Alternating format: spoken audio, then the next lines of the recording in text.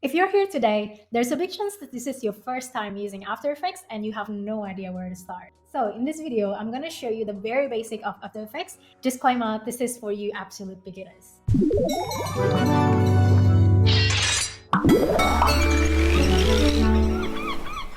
So you open After Effects and you don't know where to start. I'm going to show you a couple of tabs that you need to know when you start a project in After Effects. So the first one is project. So this is where you're going to bring in all of your files and import your files and create composition and stuff like that. And the second one is composition. So this is going to be your screen. So once you animate, once you put in files in, you're going to see your scene basically here. And this is the timeline. This is where all of your layers going to go, all of your animation is going to go. And then there's effects and presets.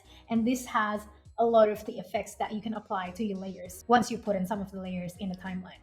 And then once you put in the effects, it will go to here, effects controls. So all of your effects that you applied will appear here. Sometimes the interface of my After Effects and yours is gonna be different. So if you don't have any of those, make sure you go to Window and just look here. So at the moment, I have composition selected, project, and timeline. And then another one that you need is effect controls and effects and presets. So those are the main ones. For now, let's just focus on that. Now, the first thing that you need to do is to create what you call composition. So there's a couple of things that you can do to create composition.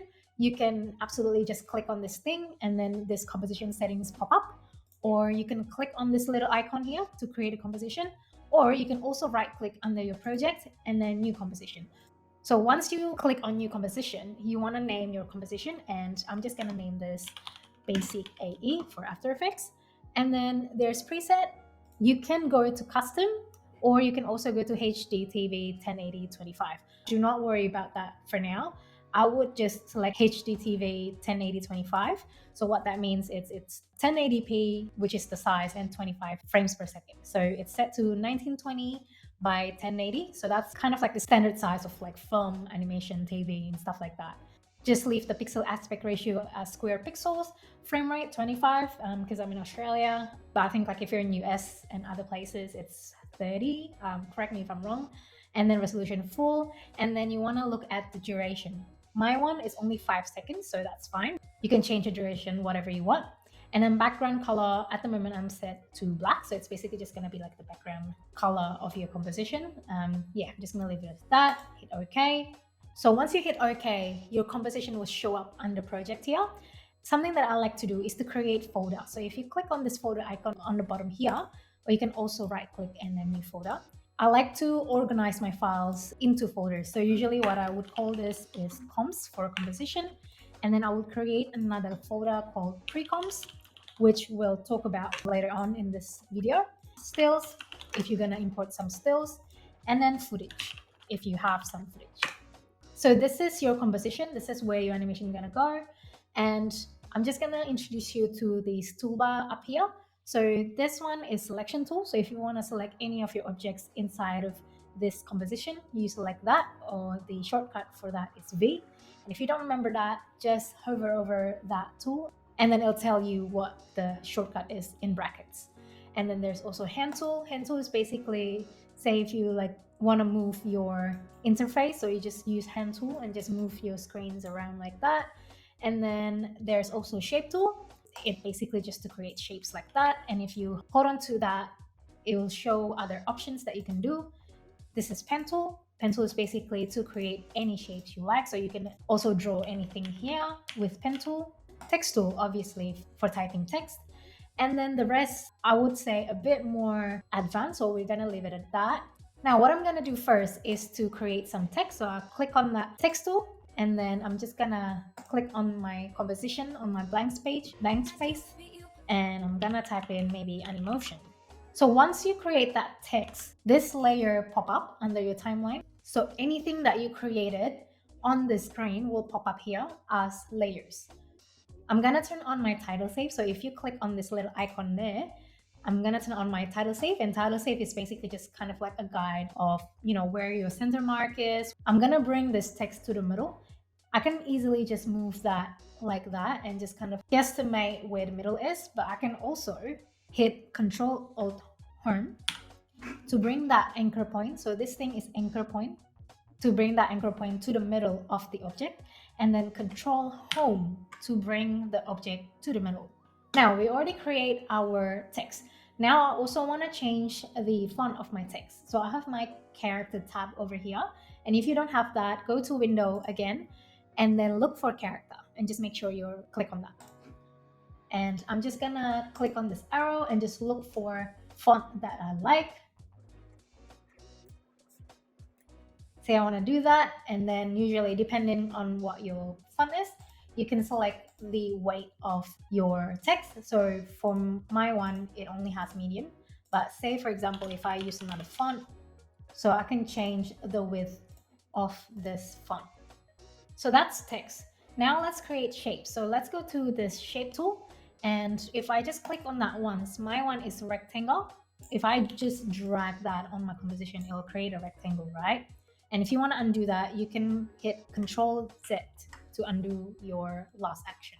I'm just going to change the shape tool to circle. So I'm going to hold on that tool, go to ellipse tool, and then create circle. So obviously when I drag on my composition there, it's not a perfect circle. One way to do it is to hold Alt and Shift, and it's gonna create a perfect circle.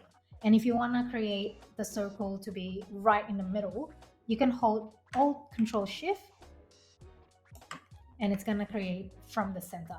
And at the moment, the fill, which is the inside color, it's set to white. So say if I change this to red, so at the moment, the inside color or the fill is red, and then the stroke or the outline is set to white, and it's set to 5 pixels. So the higher the number, the thicker your outline will be. And of course, you can also change this to a different color, for example, like blue. You can also turn off either your fill or stroke by clicking on the text. So say if I want to turn off the fill, I'm going to click on that fill and then click on this icon here, none. So that way I only have the stroke. And I'm just going to leave it as that. With any of your layers, you can adjust the options underneath of that layer. For example, I have my shape layer here. So if you click on that arrow, you're gonna open a bunch of different settings that you can adjust. There's paths, it's basically the path, the circle, and then stroke, and yeah, you can change the color here if you want. Say if I want to change it to orange, and then you can also adjust the opacity like that and adjust the stroke width. And there's a lot more that you can adjust, but we're just gonna leave it as that. Now I'm gonna rename this layer, and in order to do that, you just have to click enter and just type in circle, or you can also right click and then rename. Now the next thing is I want to import some items to my scene. So I'm going to import some footage. So I'm going to click on that folder, and then I'm going to go Control I to import items.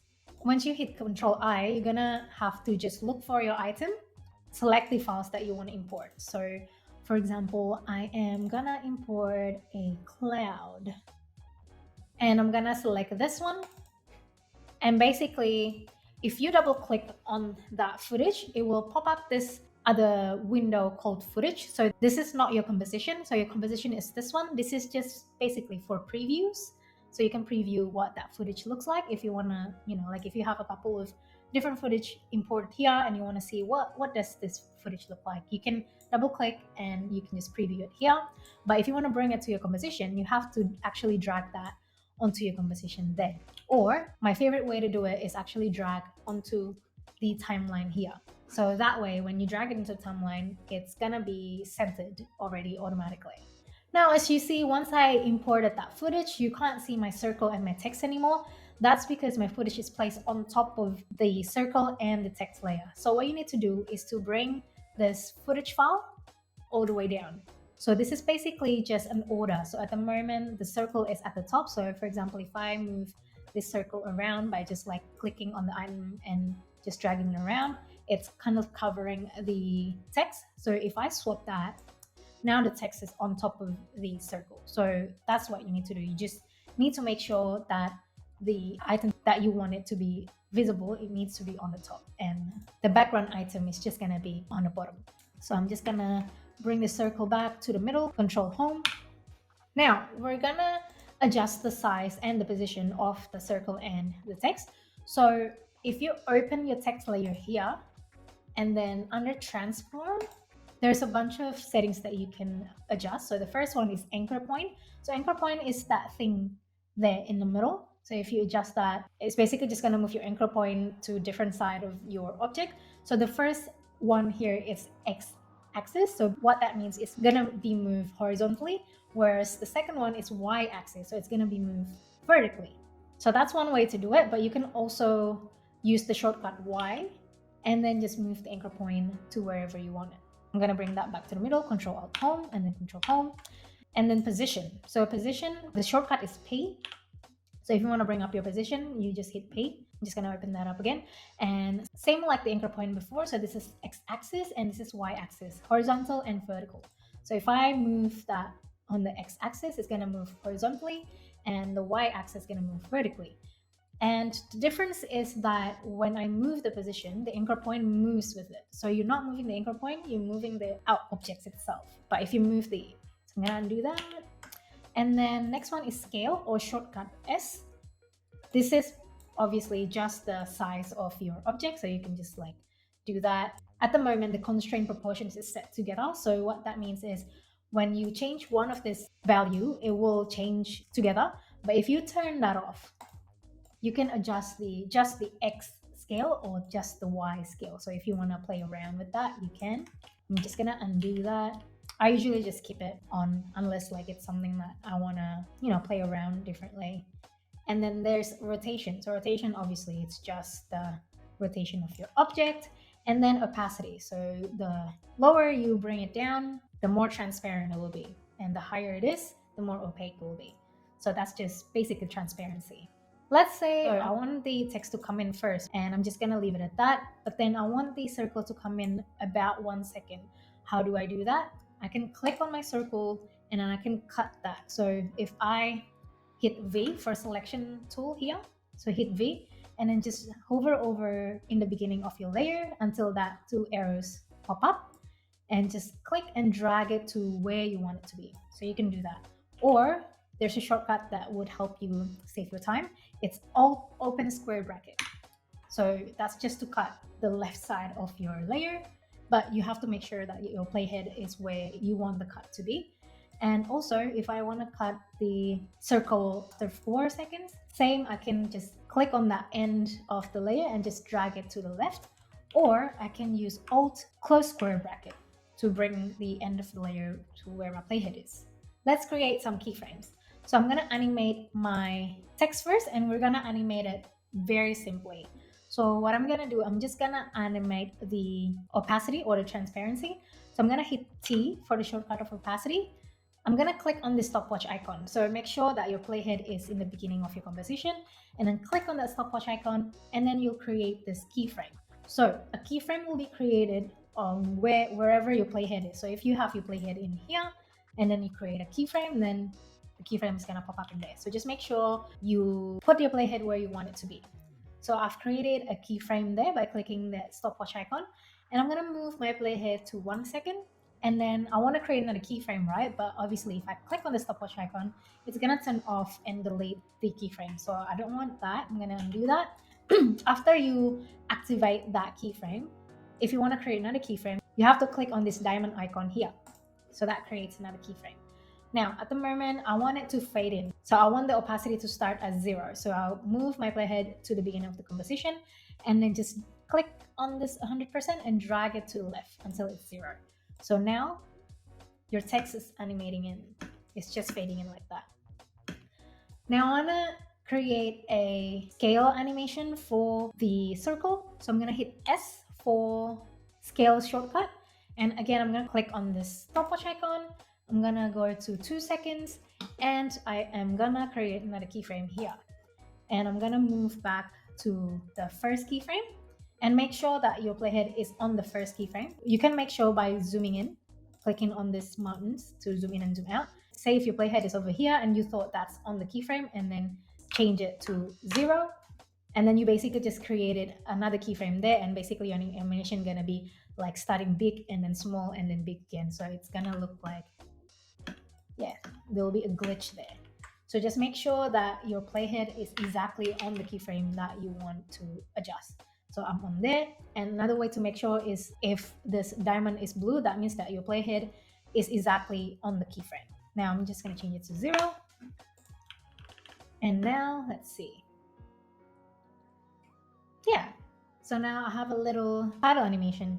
Oh, another thing is that what I did just there is I'm previewing. So there's a couple of things that you can do to preview. You can go to preview here. And if you don't have that, just again, go to window and then look for preview.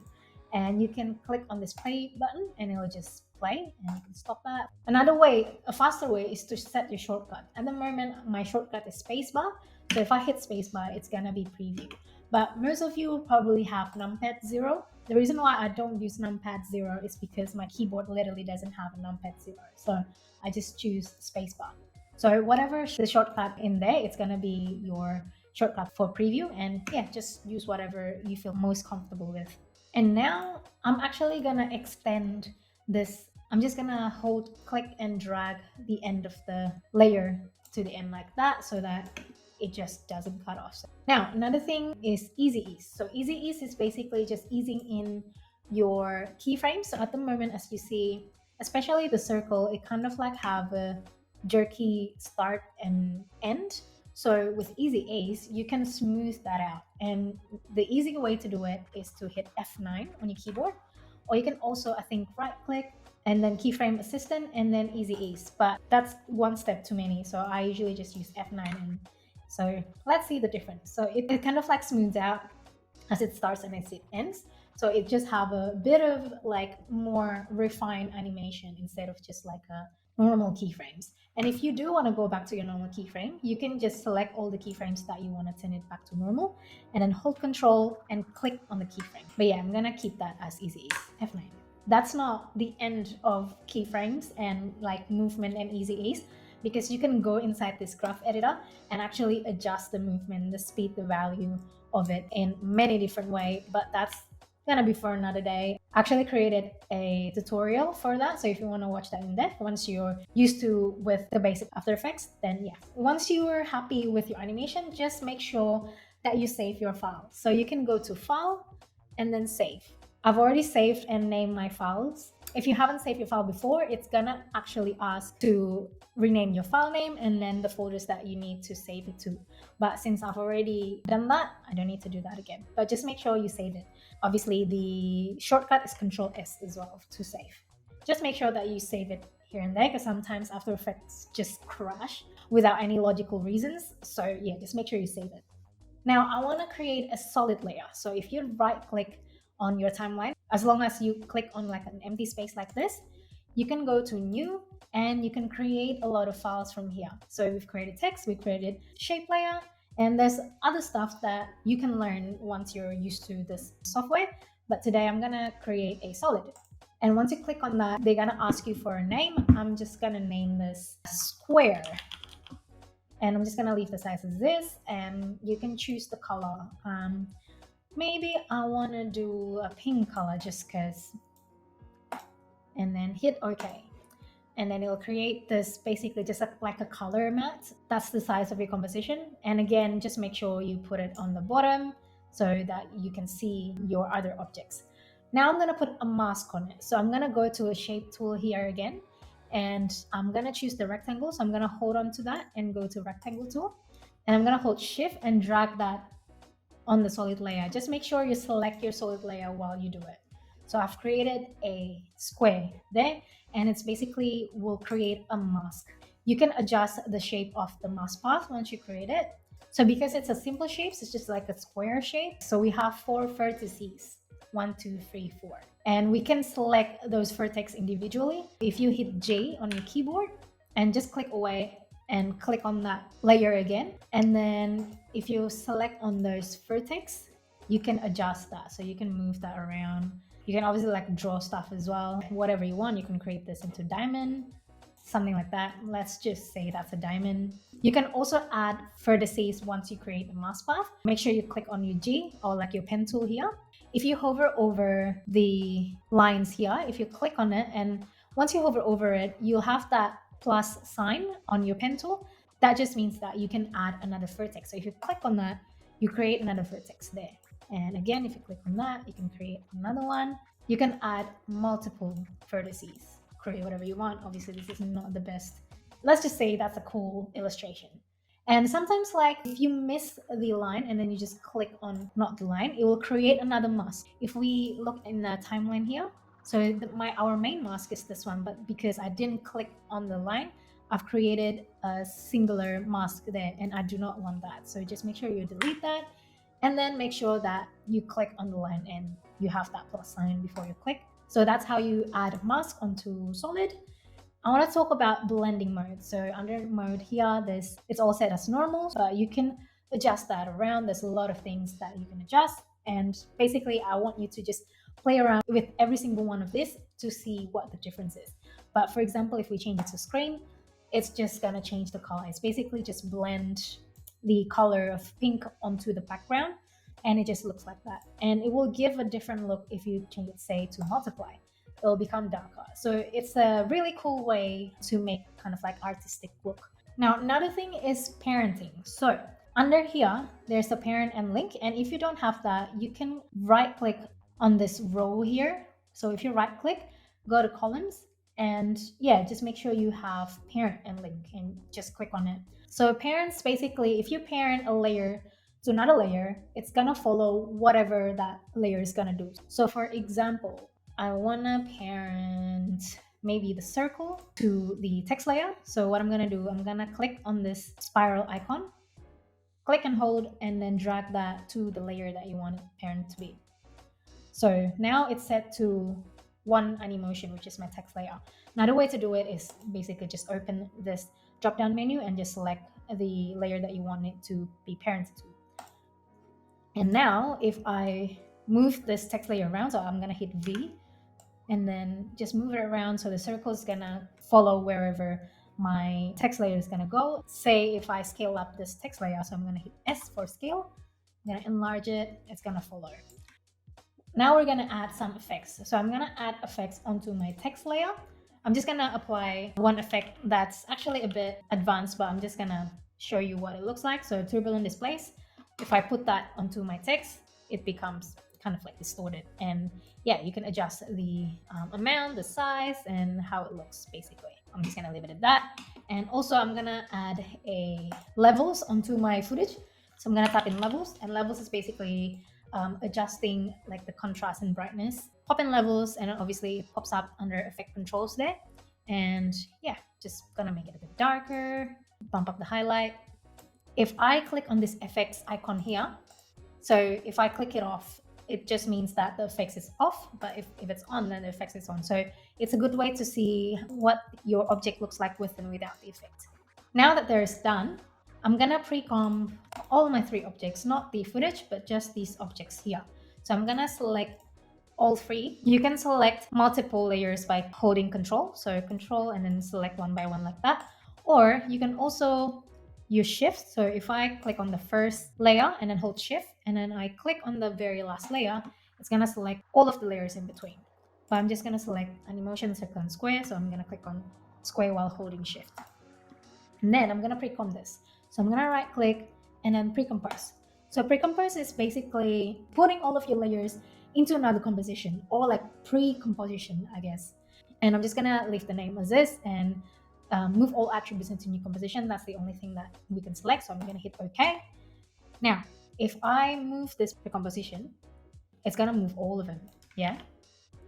So say if I wanna enlarge this, it's all gonna enlarge by itself. And what I like to do usually, once I pre-comp like my logo or my title, I like to animate the scale. So I'm gonna create a keyframe at the very beginning of your composition and go to the end of your composition and create another keyframe. And I'm gonna bring this up to 120, for example. So that way, it just kind of like has that slow movement to the camera kind of thing. It just adds a bit more, I guess, dimension. So if you double click on your pre-comp, it's gonna open the pre-comp, right? And I'm gonna actually bring the square out and put it into the main comp. So in order to do that, I'm gonna click on that layer and then Control X to cut it, and go back to my main comp and then Control V to paste it. I'm gonna bring it under the pre-comp, in between the pre-comp and the background.